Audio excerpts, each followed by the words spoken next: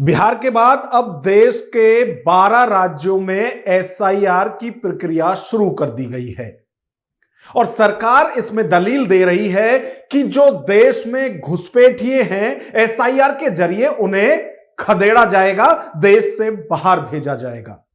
वहीं जो एसआईआर का विरोध कर रहे हैं यानी सारे विपक्षी दल, वो कह रहे हैं कि यदि आप घुसपैठिया निकालने की बात कर रहे हैं तो पहले देश को यह बताइए कि आपके रहते हुए ये घुसपैठिए आ क्यों गए और क्या वास्तव में जो एसआईआर की प्रक्रिया की जा रही है, जो वोटर रिवीजन किया जा रहा है, इसमें सही में घुसपैठियों को बाहर किया जा सकता है।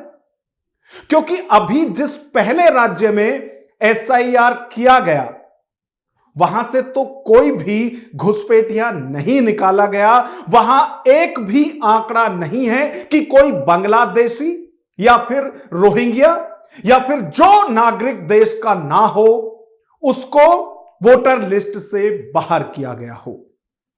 तो ऐसे में सवाल उठता है कि एसआईआर पर इतना हो हल्ला क्यों?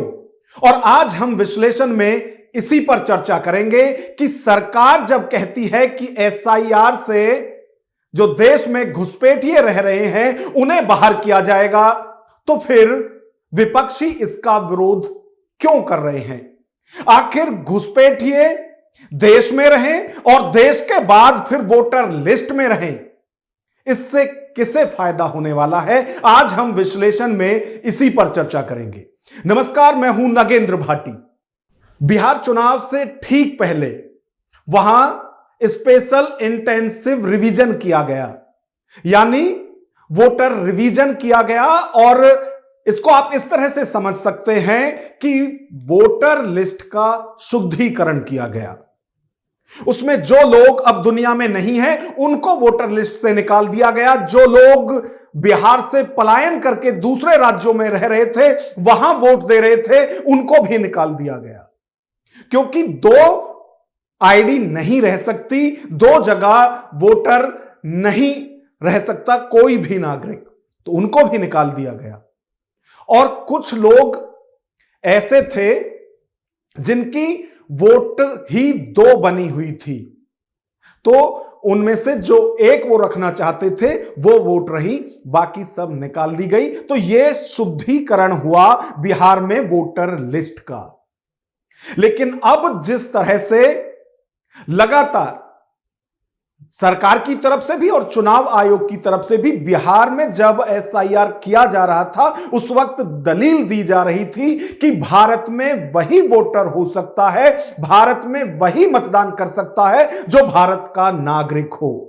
तो फिर जो देश से बाहर के हैं वो वोटर लिस्ट में क्यों हो, वो भारत का नागरिक क्यों हो?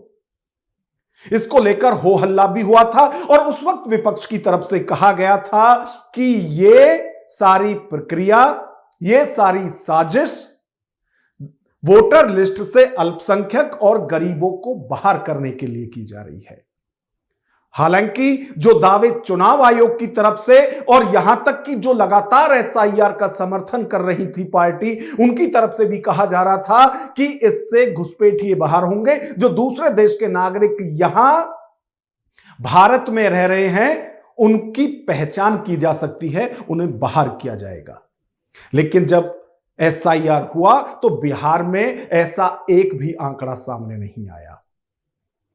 लेकिन जब चुनाव आयोग की तरफ से कहा गया कि बिहार के बाद अब 12 राज्यों में और ये एसआईआर किया जाएगा, वोटर रिवीजन किया जाएगा, वोटर लिस्ट का शुद्धिकरण किया जाएगा, तो उसके बाद जो सबसे ज्यादा इसका असर दिखाई दिया वो राज्य है पश्चिम बंगाल। और पश्चिम बंगाल में 2026 में विधानसभा चुनाव भी होने हैं, तो वहां सबसे ज्यादा अहम हो जाता है कि वोटर लिस्ट का शुद्धिकरण किया जाए। और जो दावे लगातार ये किए जा रहे थे एसआईआर की प्रक्रिया से पहले कि भारी तादाद में, भारी संख्या में जो बांग्लादेशी, रोहिंग्या या फिर किसी भी देश के जो नागरिक यहां इल्लीगल रह रहे हैं उन्हें बाहर किया जाएगा, तो कम से कम पश्चिम बंगाल में उसका असर देखने को मिल भी रहा है। जब से वहां वोटर रिवीजन की ये पूरी जो प्रक्रिया है वो शुरू की गई है, उसके बाद से पश्चिम बंगाल में भगदड़ मची हुई है। और ये ऐसे लोग हैं जो भारत के नागरिक नहीं हैं। तो जो लगातार ये कहा जा रहा था कि एसआईआर महज लोगों को परेशान करने के लिए किया जा रहा है, तो कम से कम पश्चिम बंगाल में तो उसका असर दिखाई दे रहा है। लेकिन जैसे नतीजे बिहार चुनाव के बाद आए, उससे विपक्ष और ज्यादा आक्रामक हो गया है। और खासतौर से यदि बात करें कांग्रेस की, तो वो एसआईआर के खिलाफ अब खुलकर आंदोलन करने के मूड में है। कांग्रेस 14 दिसंबर को दिल्ली के रामलीला मैदान में एक बड़ा आंदोलन शुरू करने जा रहे हैं, यानी एक बड़ी रैली करने जा रहे हैं जिसमें एसआईआर का विरोध किया जाएगा।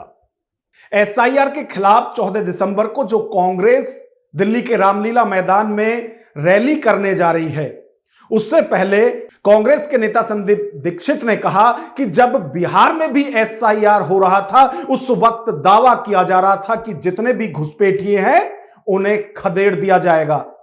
तो चुनाव आयोग भी और भारत सरकार भी आंकड़े सामने लाए कि बिहार से कितने घुसपैठियों को बाहर निकाला गया।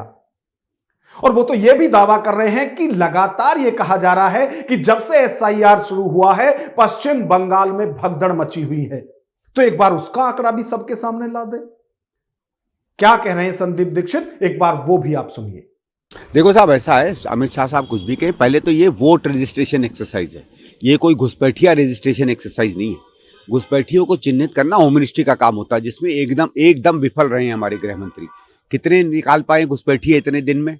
दूसरा, ये जो एक्सरसाइज चल रहा है इसमें भी पता चल जाएगा बिहार में कितने घुसपैठिए, पता चले। एक भी नंबर मिला? मैंने आप लोगों से आग्रह है कि जब भी वो इस बात का बयान दें तो उनसे कहो कि एक राज्य में एसआईआर आप करवा चुके हैं, उस राज्य में कितने घुसपैठिए आपको मिले। ठीक है, अभी खबरें आ रही हैं, बता रहे हैं कि 100-150 रोज मिल रहे हैं बंगाल में। ठीक है, ये कह रहे हैं बीएसएफ, तो अगर आप 30 दिन की प्रक्रिया होगी तो कितने मिलेंगे? 3000, 4000, 5000? वो तो ऐसे भी इनको पकड़ लेने चाहिए। तो आपने अगर यही नंबर है तो खोदा पहाड़ निकली चुहिया। यदि भारत सरकार की बात की जाए तो चाहे गृह मंत्री अमित शाह हो या फिर केंद्रीय मंत्री गिरिराज सिंह, उनकी तरफ से बार बार यह दावा किया जा रहा है कि देश में एक भी घुसपैठियों को नहीं रहने दिया जाएगा, चुन चुनकर उन्हें खदेड़ा जाएगा। और गिरिराज सिंह तो यहां तक भी दावा कर रहे हैं कि पश्चिम बंगाल को बांग्लादेश नहीं बनने दिया जाएगा। एक घुसपैठिया हटाओ का जो अभियान है, इसको निर्बल करने में लगे हैं। और वो राजनीतिक दल चुनाव आयोग द्वारा जो एसआईआर की प्रक्रिया चल रही है, मतदाता सूची का शुद्धिकरण जो चल रहा है, इसका खिलाफत कर रहे हैं। मैं आज इस हीरक जयंती समारोह में बहुत स्पष्ट करना चाहता हूं कि हम इस देश में से एक एक घुसपैठिए को चुन चुन कर बाहर निकालेंगे, ये हमारा प्रण है। अब बंगाल से बांग्लादेशी और रोहिंग्या मुसलमानों को निकाला जाएगा। ममता दीदी अब बचा नहीं पाएंगी, बंगाल को बांग्लादेश नहीं हम बनने देंगे। पश्चिम बंगाल की मुख्यमंत्री ममता बनर्जी एसआईआर की धुर विरोधी हैं। अब उनकी पार्टी के नेता हैं कुणाल घोष। वो कह रहे हैं कि एसआईआर के नाम पर बीजेपी चुनाव आयोग के साथ मिलकर पश्चिम बंगाल में अपना एजेंडा फिट कर रही है और इसके जरिए खेला करना चाहते हैं। लेकिन हम पश्चिम बंगाल में बीजेपी का कोई खेला नहीं होने देंगे। Election commission BLA 2 same booth का नहीं हो, जो अगर किसी पार्टी को सेम बूथ से BLA 2 ना मिले तो बाहर का आदमी वो ले सकता है। कौन कर रहा है? Election commission. किसके लिए कर रहा है? भाजपा का। क्यों कर रहा है? भाजपा का ऑर्गेनाइजेशन नहीं है। तो वो तो इलेक्शन कमीशन का मिसयूज करके भाजपा उसका पॉलिटिकल एजेंडा फुलफिल कर रहा है। हम लोग इस पॉइंट पे हमारा ऑब्जेक्शन है। राहुल गांधी और कांग्रेस ने जब से यह घोषणा की है कि आने वाली 14 दिसंबर को एसआईआर के विरोध में वो दिल्ली के रामलीला मैदान में एक बड़ी रैली करने वाले हैं। इसके बाद अब जेडीयू के नेता हैं राजीव रंजन। वो कह रहे हैं कि ऐसा लगता है कि राहुल गांधी कांग्रेस को खत्म कर ही मानेंगे। देश की सबसे पुरानी पार्टी जिसका योगदान देश की आजादी में भी रहा है, वो लगातार राज्य दर राज्य सिमटती जा रही है। देखिए, राहुल जी कांग्रेस को समाप्त करके मानेंगे।